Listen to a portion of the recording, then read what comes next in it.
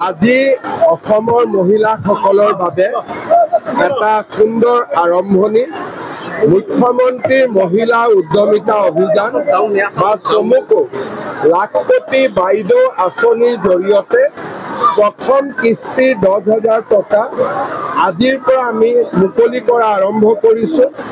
আজি আমাৰ নলবাৰীত বিতৰণ হ'ল, অহাকালি জাগিৰোড, পৰহি মাৰ্ঘেৰিটা, এনেকৈ অহা 3 মাহৰ ভিতৰত প্ৰত্যেকটা সমষ্টিতে আমি এই পুঁজি বিতৰণ কৰিম।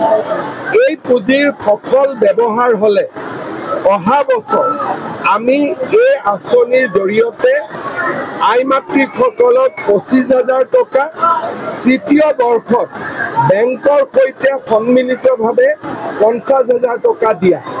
এই ধৰণে আমি আঁচনিখন আগবঢ়াই লৈ যাম। নলবাৰীত আজি 34,000 মহিলাই উপকৃত হ'ব। 34,000 মহিলা মানে 34 কোটি টকা আজি নলবাৰী সমষ্টিৰ আই মাতৃসকলৰ মাজত আমি বিতৰণ কৰিব পাৰিছোঁ। মই নলবাৰীৰ সমূহ আই মাতৃক অভিনন্দন জনাইছোঁ, বাইদেউসকলক অভিনন্দন জনাইছোঁ, জীৱিকা সখীসকলক কৃতজ্ঞতা জনাইছোঁ, পঞ্চায়ত গ্ৰামোন্নয়ন আৰু নগৰ উন্নয়ন বিভাগক সম্পূৰ্ণ সহযোগিতাৰ বাবে ধন্যবাদ জনাইছোঁ। আপুনি যেতিয়া স্যাৰ প্ৰতিশ্ৰুতি দিছিলে তেতিয়া বহুত বিৰোধীয়েও কৈছিলে যে আচলতে এই প্ৰতিশ্ৰুতি ৰক্ষা নকৰে, আজি কেনেকুৱা লাগিছে স্যাৰ? 40 লাখ মহিলা, 4,000 কোটি টকা।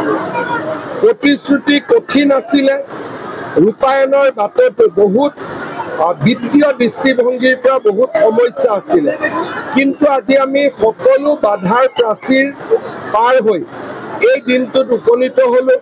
17 ছেপ্টেম্বৰৰ পৰা অৰুণোদয় পাব, অক্টোবৰৰ পৰা নিযুত মইনা পাব, নৱেম্বৰৰ পৰা চাউলৰ লগত দালি, নিমখ, চেনি মহিলাসকলে কম দামত পাব, মেট্ৰিকৰ কেণ্ডিডেটে 300 টকাকৈ পাব, জানুৱাৰীত গেছৰ চিলিণ্ডাৰতো অৰুণোদয় পৰিয়ালে 250 টকাকৈ ৰাজসাহায্য পাব। গতিকে মই ভাবোঁ অনাগত 6 মাহত বহুত দৰিদ্ৰ মানুহ, মধ্যবিত্ত সমাজ চৰকাৰৰ পৰা উপকৃত। মহিলাসকলে কি আহ্বান থাকিব আপোনাৰ? এটা ভাল কামত টকাটো খৰচ কৰক, মোবাইল কিনি টকাটো খৰচ কৰিব নালাগে। অন্য এটা প্ৰসংগ সুধিব বিচাৰিছোঁ, জিএমচি উৎসৱ মৃত্যুৰ প্ৰতিক্ৰিয়া এতিয়া অব্যাহত আছে, মাত্ৰ এগৰাকী নাৰ্ছ গ্ৰেপ্তাৰ হৈছে, আন কোনো গ্ৰেপ্তাৰ হোৱাটো কামনা কৰি থাকিব নালাগে। এনেকুৱা কথা কৈ থাকিলে বাকী জেগাত চিকিৎসকসকল প্ৰভোগ হ'ব, কালি পৰহি আন্দোলনত যাব। গতিকে তদন্ত কমিটিৰ প্ৰতিবেদন অহাকালিৰ ভিতৰত মই দিব দিছোঁ, তাৰপিছত আমি সিদ্ধান্ত ল'ম। নাৰ্ছসকলে প্ৰতিবাদ কৰিতো লাভ নাই, কাৰণ মই নিজ চকুৰে দেখি আহিছোঁ যে তাত নেগলিজেঞ্চ আছেই। এটা মানুহ, এটা সন্তানৰ মৃত্যু, নাৰ্ছসকলো মা হয়, গতিকে পুত্ৰৰ মৃত্যুৰ বেদনা মাতকৈ কোনে ভালকৈ বুজিব? মই যিমান বুজিম তাতকৈতো নাৰ্ছ বাইদেউসকলে বেছিকৈ বুজিব, কাৰণ প্ৰত্যেকগৰাকী নাৰ্ছ বাইদেৱে মা হয়। গতিকে যিগৰাকীৰ নেগলেক্ট আছিলে তেওঁৰ কাৰণে বাকীসকল কিয় আন্দোলন কৰিব লাগে? কাৰণ মাতৃৰ মমতা আটাইতকৈ ডাঙৰ। সতীৰ্থৰ বেদনা পিছত আহিব, মাতৃৰ মমতা আগত আহিব। কোনো কম নাই। মই মেডিকেল কলেজত 12 বছৰ মন্ত্ৰী আছোঁ, মোতকৈ ভালকৈ কোনেও নাজানে।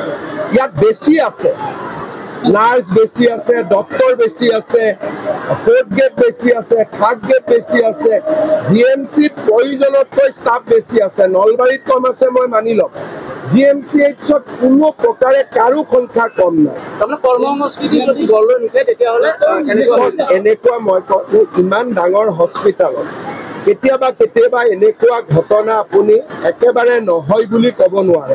মানুহ মাত্ৰেই ভুল হয়, আৰু ভুলটোক বহুত যদি আমি হেঁচা মাৰি থাকোঁ তেতিয়াহ'লে ভাল কাম কৰা মানুহখিনিও কেতিয়াবা ডিমৰেলাইজ হৈ যায়। সেইকাৰণে বস্তুটো ৰাজহুৱা বিতৰ্ক বা এটা TRPৰ পইণ্ট কৰিব নালাগে। যিমানখিনি ক'ব লাগে মুখ্যমন্ত্ৰী হিচাপে আমি কৈছোঁ, একশ্যন লৈছোঁ, পিতৃৰ লগত মই কথা পাতিছোঁ, আৰু যি দোষী তাৰ ওপৰত আমি শাস্তি ল'ম। ইয়াক এটা বেলেগ পৰ্যায়লৈকে লৈ যাব নালাগে প্ৰশাসনিক সালসলনি হ'ব পাৰে নেকি ছাৰ GMC এইখন GMC-খন মন্ত্ৰীসভা নেকি প্ৰিন্সিপালৰ ট্ৰেন্সফাৰ নহয় মই ইমানটো কৈ দিলো সেইটোলৈ জল্পনা কল্পনা কৰি মেডিকেল কলেজ এতিয়া হৈ আছে পৰ্যায়ক্ৰমে গতিকে চিকিৎসক বা চিকিৎসা কৰ্মীসকলক কিবা আহ্বান জনাব নেকি আপোনালোকে এটা দুৰ্ঘটনাকে ইমান ডাঙৰ কিয় কৰি দিছে তেতিয়া মানুহ হস্পিটালতে নাহিব